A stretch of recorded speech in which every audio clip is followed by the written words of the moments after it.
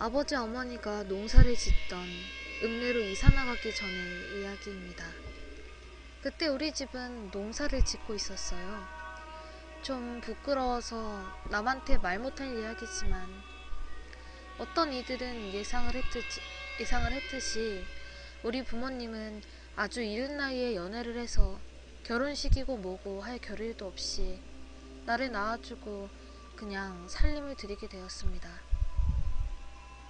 그러다 보니까 자연스럽게 할머니 집에 얹혀 살게 되었고, 능력이 없다 보니 할머니가 짓던 그 농사를 거둘 수밖에 없었겠죠. 그 시절에 유치원 다닐 무렵에 아빠 손잡고 읍내에 가면 삼촌이라고 불러, 엄마 손잡고 읍내에 가면 이모라고 불러? 라고 시킬 정도로 나에게 엄마 아빠란 사람은 너무나 젊었단 말이에요. 그러다 보니까 동네의 아빠 친구들, 그러니까 동네 삼촌들은 죄다 장가들기 전이었기 때문에 제 또래 친구가 몇 명 없었죠. 예전에 이야기를 한 적이 있을 거예요. 한 학급의 친구가 겨우 11명이었다고. 그런데 그 11명도 어떻게 모인 거냐면 저 아래 애들 몇 명, 여기 아래 애들 몇 명, 저기 너머에 있는 애들 몇 명, 이렇게 모여서 채운 숫자여서 집 근처엔 허허벌판에 첩첩산중뿐. 친구는 무슨 친구, 허수아비가 제 친구고 막 그랬어요. 얼마나 심심했겠어요. 그땐 장난감도 없었거든요. 미미인형? 곰돌이? 그런 게 다 뭐예요. 진정한 촌년의 장난감은 옥수수 인형이잖아요. 생옥수수 머리를 치렁치렁한 거 따다가 머리 빗질하면서 놀아야 진짜 촌년인 거죠. 아무튼 그렇게 하루하루가 심심하던 저에게도 베스트 프렌드라고 할 수 있는 친구가 생겼었어요. 우리 집에서 한 제 걸음으로 15분? 그 정도 걸으면 나오는 큰 동네가 하나 있었거든요. 그 동네엔 진짜 고래등 같은 큰 한옥이 한 채 있었어요. 동네 사람들은 그 집을 큰 집이라고 불렀죠. 나중에 아빠한테 들은 이야기인데 대대로 우리 마을 대지주 같은 가문이 살던 양반집이라는 거예요. 아무튼 그 큰 한옥집이 너무 낡고 허그러져서 대공사를 시작했다고 합니다. 요즘에는 집을 공사한다고 하면 건축사무소에서 팀을 꾸려서 막 나오고 그러잖아요. 그런데 그때는 뭐랄까, 이름난 목수? 그런 사람들을 부르면 그 사람들이 일꾼들을 데리고 우르르 와서 일을 하는 방식이었어요. 지금도 다큐멘터리 보니까 한옥 공사를 할 때 그때랑 비슷하게 팀이 꾸려지긴 하더만요. 그런데 지금이랑 그때랑 다른 게 뭐냐면 그 시절엔 잡일을 하는, 이제 막 초딩티를 벗을락 말락하는 까까무리의 소년들이 잡부로 일을 거들곤 했어요. 그때가 80년대 후반이고 나라 전체가 가난에서 벗어나기 직전이었으니까 그때가 아마 의무교육이 초등학생까지였나? 그랬을걸요? 그래서 집안 형편 때문에 일찍 취업전선에 뛰어든 소년소녀 가장들이 많았다고 해요. 동네에 가장 큰 집이 공사를 한다니까 동네 코치들은 너나 할 것 없이 한 번쯤은 거기에 몰려가서 멀리서 목재들이 들고 나는 걸 신기하게 바라보았죠. 특히나 좁은 동네에 외지인의 등장은 언제나 즐거운 요깃거리였거든요. 그런데 그런 구경도 하루 이틀이면 재미가 없어서 그렇게 기억이 잊혀져 갔죠. 큰 집 공사가 끝날 무렵이었을 거예요. 대청마를 벌러덩 누워서 배나 긁고 있었는데 논 물을 보러 간 아빠를 따라서 누군가 함께 오더라고요. 누군가 봤더니 바로 큰 집 공사할 때 분주히 움직이던 시다였어요. 그때 겨우 초등학교 입학 전이었는데 제가 그 개념을 어찌 알았겠어요. 지금에야 하는 이야기지만 그냥 그때 거기서 본 오빠인 거죠. 어릴 때 낯선 사람이 집에 오면 좋잖아요. 그래서 강아지처럼 그 오빠의 뒤를 졸졸 쫓아다니면서 신난다 신난다 까불었죠. 아직도 기억이 나요. 엄마가 여보, 쟨 누구예요? 했더니 아빠가 한참 바쁘니까 일손 좀 도우려고 사람 좀 샀어 라고 하더라고요. 그러니까 한참 바쁜 농번기라서 일손이 필요했는데 그 큰 집 공사가 끝나고 인부들이 놀게 되니까 아빠는 가장 만만한 그 까까머리 소년을 일당 얼마씩 주기로 하고 데려온 거였어요. 그날부터 저는 정말 하루하루가 꿀이었습니다. 늘 혼자서 땅에 흙 파내면서 놀았는데 이젠 그렇지 않아도 되었거든요. 일을 마치고 오빠가 돌아오면 제 유치원 숙제도 도와주고 대숲에 가서 대나무 베어와서 달력종이 붙여가지고 연도 만들어주고 또 들꽃을 여러 개 꺾어다가 화관도 만들어주고 제가 정말 어렸을 때는 심각하게 못생겨서 누군가의 관심을 받아본 적이 없었거든요. 그래서 그랬나 친절하고 곰살맞게 대하는 오빠가 정말 좋았어요. 그런데 아무리 어린 나이여도 사람이 호감을 표현하는 방식은 다 같은가 봐요. 저는 그 오빠가 너무너무 좋아서요. 그 어린 나이에도 오빠한테 많은 질문을 했어요. 오빠는 어디 살아? 오빠는 이름이 뭐야? 오빠는 왜 손가락이 2개 잘렸어? 오빠는 왜 운동화 꼬불쳐 신어?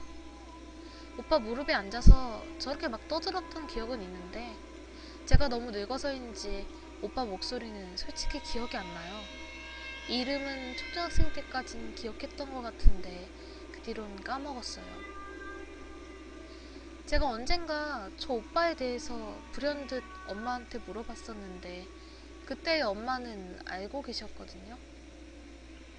그런데 엄마도 나중엔 잊으셨더라고요. 아무튼 다른 건 거의 다 잊었는데 딱 하나 기억에 남은 게 있습니다. 오빠 손가락이 어느 손이었는지는 모르겠는데 검지랑 엄지손이 잘려 있었거든요. 그땐 제가 너무 어려서 절단이 된 손가락을 보고도 모른 척 해줄 수 있는 매너는 없었나 봐요. 그래서 막 물어봤거든요. 이 손은 왜 잘렸어? 왜 그래? 그랬더니 공장에서 일하다가 잘렸다고 말을 해주더라고요. 그때 저는 정말 엄청나게 천진난만하게 징그러. 참 그때 왜 그랬는지. 하지만 제가 그랬음에도 불구하고 오빠는 순진하게 웃었던 기억이 있어요.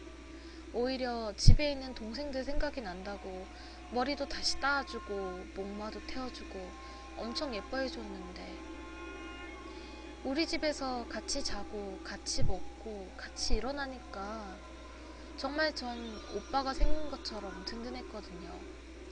그렇게 시간은 흘러갔어요. 아마 그 오빠가 한 달이 넘게 집에 머물렀던 것 같아요. 그 오빠가 집에 있어서 가장 좋았던 건 비 오는 날 때문이기도 했거든요.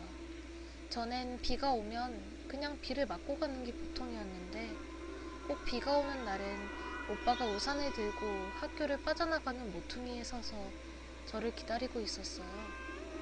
사람이 사람을 마중 나오는 게 얼마나 기쁜 일인지 전 그때 깨달았죠. 너무 행복했거든요. 아마 3번인가 마중을 나왔던 걸로 기억합니다. 그런데 뭐든지 행복한 때에는 끝이 있기 마련이잖아요.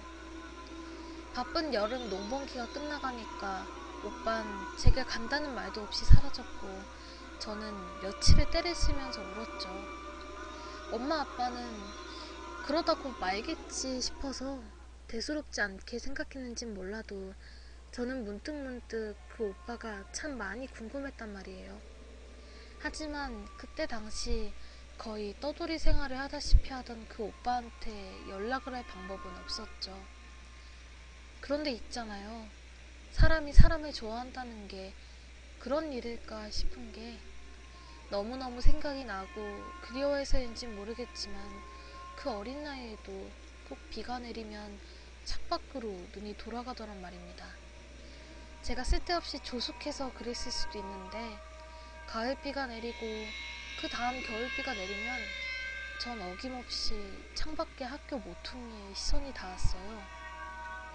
그럼 꼭 거짓말처럼 운동장 끝에 열린 교문 앞에 우산을 들고 어깨가 반쯤 기울어진 채 청자켓에 청바지를 입은 오빠가 그곳에 서 있었어요.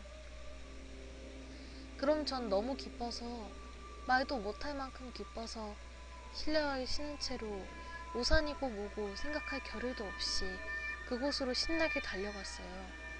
숨이 턱까지 차오르도록 달려가 보면 항상 그곳엔 아무도 없곤 했죠.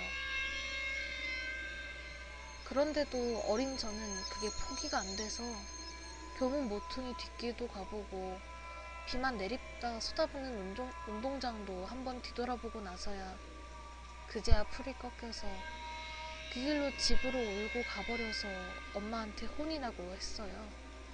그런데 어느 시점에서부턴가 제가 오빠를 봤다는 말을 하면 할머니고 엄마고 아빠고 간에 화를 버럭버럭 내면서 제발 그 쓸데없는 말 좀 하지 말라고 저를 윽박질렀어요. 그래서 그 후로는 당분간 비가 오는 날이면 전 학교에 가지 않았어요. 자의로 가지 않는 게 아니라 엄마 아빠가 못 가게 했다는 말이 맞겠죠. 그땐 몰랐는데 나중엔가 대목수 아저씨를 통해서 엄마가 그 오빠의 안무를 물어봤더라고요. 우리 집 애가 너무너무 궁금해한다고 언제 한번 집에 들렀다 가면 안 되겠냐고 그랬더니 그 아이가 지붕에서 떨어져서 허리가 부러져서 보름인가 앓다가 병원에서 객사를 했다고. 그래서 엄마는 어린 저한테 그런 말을 해줄 수가 없었는데 언제부턴가 자꾸 비가 오는 날이면 오빠가 우산을 들고 마중 나온다고 하니 가슴이 철렁 내려앉은 거고, 하필 집안에 우리 고모마저 신이 쓰였니 어쨌니 하는 상황이어서 가슴이 새까맣게 타들어갔다고. 이 이야기를 어떻게 들었냐면 내가 잊어버리만 하면 엄마한테 엄마 그런데 있잖아, 나 어렸을 때 집에서 일해주던 그 오빠 있잖아, 진짜 보고 싶다. 오빠는 지금 몇 살이나 먹었으려나? 이렇게 운을 띄웠거든요. 제가 고등학생 때나 되었을라나? 제법 어른 티가 나니까 엄마가 소리를 지르면서 이제 제발 좀 그만하라고, 사실 이래서 이랬었다고 지금에서야 말하지만 죽은 사람 이야기 자주 하면 좋은 거 아니니까 너도 이제 그만 그렇게 알고 그만하라고. 물론 내가 걱정이 돼서 그랬겠지만 그 부분에 있어서만큼은 전 아직도 엄마가 원망스럽습니다. 차라리 어린 저한테 죽음이란 걸 인지시켜주고 오빠가 하늘나라로 갔다고 말이라도 해줬으면 오빠한테 인사를 할 수 있었을 텐데 하는 아쉬움이 남는 걸.